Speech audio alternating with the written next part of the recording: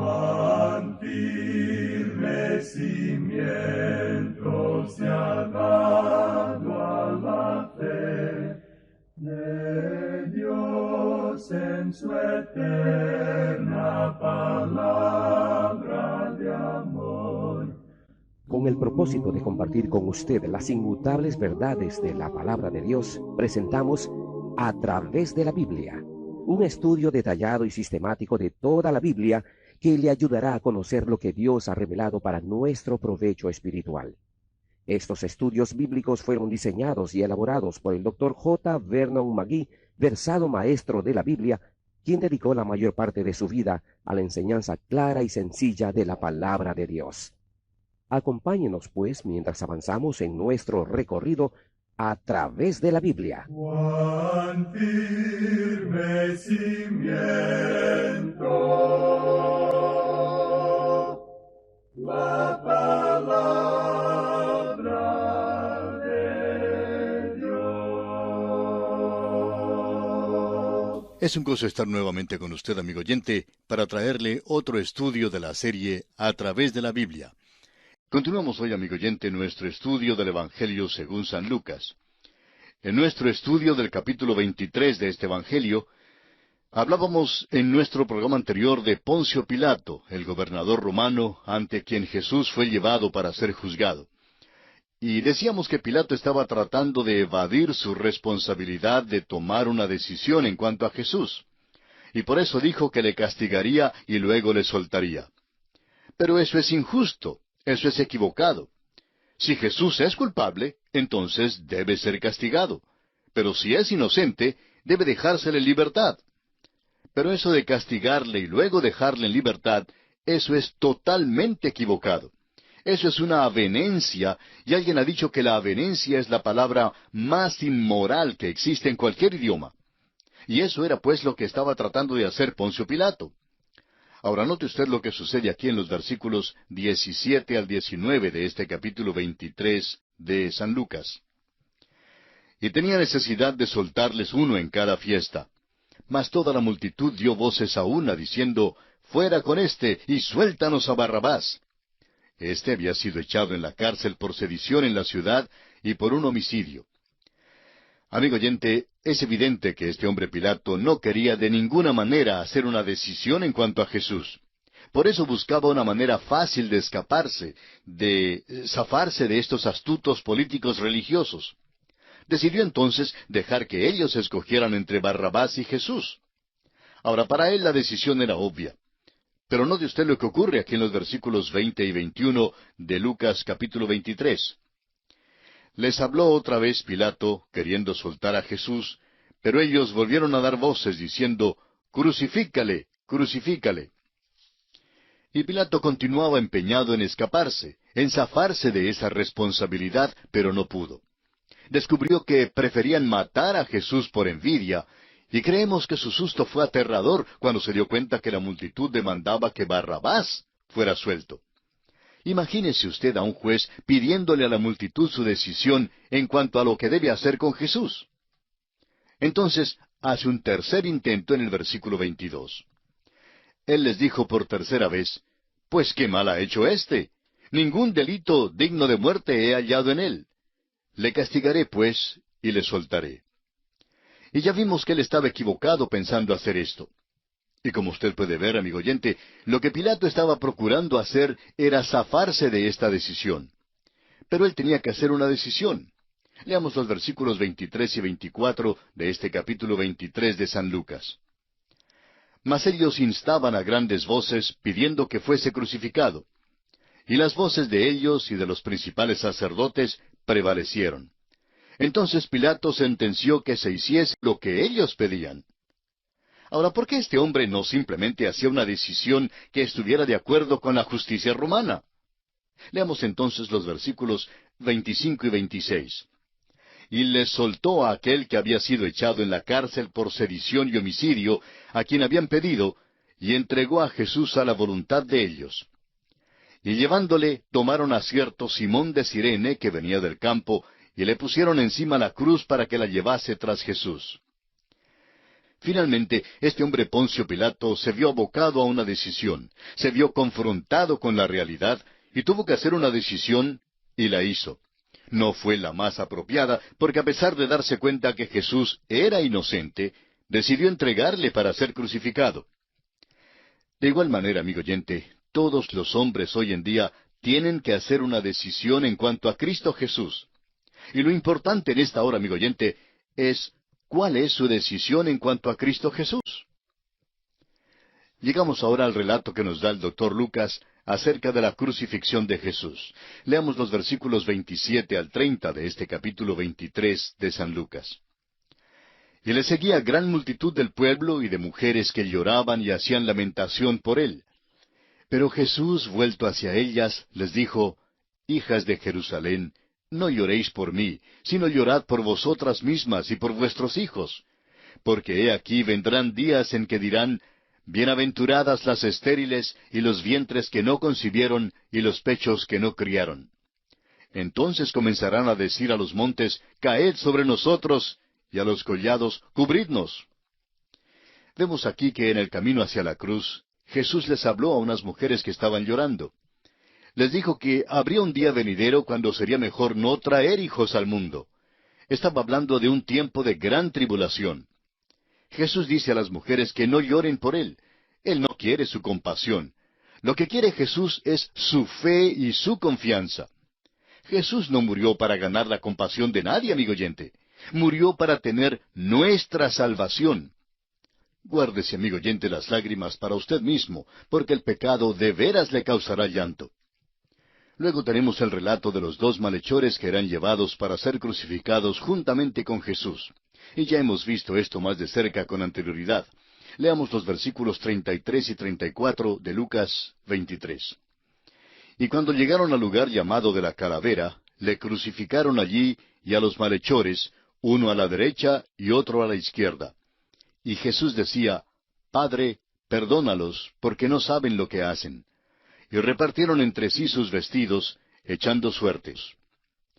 Como vemos, los dos malhechores fueron crucificados junto con el Señor sobre el lugar de la calavera, que representa la sabiduría del hombre, como dice el apóstol Pablo en su primera carta a los Corintios, capítulo 1, versículos 18 al 25, donde dice, Porque la palabra de la cruz es locura a los que se pierden, pero a los que se salvan, esto es, a nosotros, es poder de Dios. Pues está escrito, Destruiré la sabiduría de los sabios, y desecharé el entendimiento de los entendidos. ¿Dónde está el sabio? ¿Dónde está el escriba? ¿Dónde está el disputador de este siglo?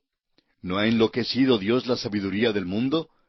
Pues ya que en la sabiduría de Dios el mundo no conoció a Dios mediante la sabiduría, agradó a Dios salvar a los creyentes por la locura de la predicación. Porque los judíos piden señales y los griegos buscan sabiduría. Pero nosotros predicamos a Cristo crucificado, para los judíos ciertamente tropezadero y para los gentiles locura. Mas para los llamados, así judíos como griegos, Cristo, poder de Dios y sabiduría de Dios. Porque lo insensato de Dios es más sabio que los hombres, y lo débil de Dios es más fuerte que los hombres. Ahora el Señor Jesús pidió que su Padre perdonara a esta multitud que le crucificaba. Si Él no hubiera pedido esto, la multitud habría sido culpable de cometer el pecado imperdonable de matar al Hijo de Dios. Pero Él pidió a su Padre que les perdonara. Leamos ahora el versículo 35. Y el pueblo estaba mirando, y aun los gobernantes se burlaban de Él, diciendo, A otro salvó, sálvese a sí mismo, si este es el Cristo, el escogido de Dios. Ahora, si Jesús se hubiera bajado de la cruz, habría sido el Cristo. Pero no habría cumplido toda la profecía de Isaías capítulo 53 que habla de su muerte. En Isaías 53 versículo 5 leemos, Mas Él herido fue por nuestras rebeliones, molido por nuestros pecados. El castigo de nuestra paz fue sobre Él, y por su llaga fuimos nosotros curados. Y precisamente porque Jesús se quedó en la cruz, es por eso que hoy podemos ser salvos del pecado, la plaga terrible que afecta a toda la humanidad. Continuemos con los versículos 36 al 38 de este capítulo 23 de San Lucas. Los soldados también le escarnecían acercándose y presentándole vinagre y diciendo, Si tú eres el rey de los judíos, sálvate a ti mismo. Había también sobre él un título escrito con letras griegas, latinas y hebreas. Este es el rey de los judíos. Cuando Jesús fue crucificado, le pusieron un sobrescrito o letrero en idiomas griego, latín y hebreo. El idioma griego era el idioma de la inteligencia, de la educación, de la literatura y de la ciencia. El latín, el idioma oficial del imperio, era el idioma de la ley y el orden, del poderío militar y del gobierno. Y el hebreo era el idioma de la religión. En estos tres idiomas, pues, se proclamaba, «Este es el Rey de los judíos». Y algún día, amigo oyente, Cristo Jesús será el soberano político, el soberano cultural y el soberano espiritual de todo el universo. ¿Cuán exacto era lo que decía este letrero o sobreescrito allí sobre su cruz? Y llegamos ahora a otro aspecto, el ladrón arrepentido. Leamos los versículos 39 al 41 de San Lucas capítulo 23. Y uno de los malhechores que estaban colgados le injuriaba diciendo, «Si tú eres el Cristo, sálvate a ti mismo y a nosotros». Respondiendo el otro, le reprendió diciendo, «¿Ni aún temes tú a Dios, estando en la misma condenación? Nosotros a la verdad justamente padecemos porque recibimos lo que merecieron nuestros hechos, mas éste ningún mal hizo». En el principio parece que ambos ladrones se burlaban del Señor Jesús. Pero durante las horas que colgaban de la cruz, especialmente las últimas 3 horas, uno de los ladrones vio que algo extraño ocurría. Reconoció que éste que moría en la cruz no estaba muriendo por sí mismo, sino por otros. Sabía que Barrabás debía haber estado en esa cruz, pero que Jesús, un hombre inocente, estaba muriendo en su lugar. Reconoció que esta había sido una transacción entre Dios y el hombre en la cruz, y que el hombre en la cruz era Dios mismo. Y así pues, acudió a él en fe. Y dijo a Jesús en los versículos 42 y 43 del Evangelio de Lucas, capítulo 23, y dijo a Jesús, «Acuérdate de mí cuando vengas en tu reino». Entonces Jesús le dijo, «De cierto te digo que hoy estarás conmigo en el paraíso». Aquel mismo día, este ladrón que no era digno de vivir en la tierra, según el gobierno romano, partió para estar con el Señor. Ahora este hombre no era un hombre bueno, era un ladrón malo, pero por su fe en el Hijo de Dios, llegó a ser un ladrón salvado. Este hombre tuvo la fe para creer que el Señor Jesús se iba para entrar en un reino y que iría allí después de su muerte. Y esto significa que el ladrón había avanzado mucho en sus conocimientos teológicos mientras colgaba de la cruz. Nuestro Señor hizo la declaración extraordinaria de que este ladrón estaría con Él en el paraíso ese mismo día. Ahora fueron 2 los ladrones que fueron crucificados. Habían sido arrestados por el mismo crimen, juzgados por el mismo crimen, condenados por el mismo crimen, y castigados de la misma manera en la cruz. ¿Cuál entonces era la diferencia entre ellos? No había ninguna diferencia. Ambos eran ladrones. La diferencia surgió del hecho de que uno de los ladrones creyó en Jesucristo, pero el otro no creyó. Todo lo que tuvo que hacer el uno fue confiar en Cristo, y Cristo le dijo, «Hoy estarás conmigo en el paraíso». Continuemos ahora con los versículos 44 y 45 de Lucas capítulo 23. Cuando era como la hora sexta, hubo tinieblas sobre toda la tierra hasta la hora 9, y el sol se oscureció y el velo del templo se rasgó por la mitad. Fue en este tiempo, cuando las tinieblas descendieron sobre esta escena en el Calvario, que el ladrón llegó a conocer, llegó a darse cuenta que la cruz de Cristo era ahora un altar sobre el cual fue ofrecido el Cordero de Dios que quita el pecado del mundo. Leamos Isaías capítulo 53, versículo 10, y también el Salmo 22, versículo 1, que se refieren a este evento. Isaías 53, 10 dice, «Con todo eso, Jehová quiso quebrantarlo, sujetándole a padecimiento. Cuando haya puesto su vida en expiación por el pecado, verá linaje, vivirá por largos días, y la voluntad de Jehová será en su mano prosperada». Y en el Salmo 22, versículo 1, encontramos estas palabras, Dios mío, ¿por qué me has desamparado? ¿Por qué estás tan lejos de mi salvación y de las palabras de mi clamor? La vida de Cristo fue simbolizada por el velo que en realidad excluía al hombre de todo contacto con Dios según el sistema del Antiguo Testamento. Cuando Cristo murió en la cruz, el velo se rasgó, y entonces el camino al Padre quedó abierto. Volviendo ahora al capítulo 23 de San Lucas, leamos el versículo 46. Entonces Jesús, clamando a gran voz, dijo, Padre, en tus manos encomiendo mi espíritu. Y habiendo dicho esto, expiró. Ahora recuerde una vez más que el autor de este relato es el doctor Lucas, quien escribe desde el punto de vista médico. Estamos seguros que él había estado en la presencia de muchas personas que habían muerto antes. Sabía pues cómo morían y sabía también cómo murió nuestro Señor. Reconoció que la muerte de Cristo era diferente. La muerte siempre va acompañada por lo que se conoce comúnmente como el estertor.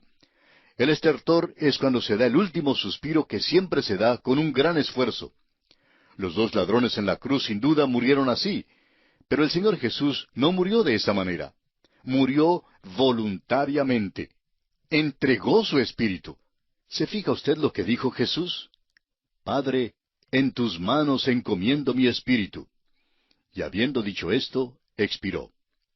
Ahora el versículo 47 de este capítulo 23 de San Lucas.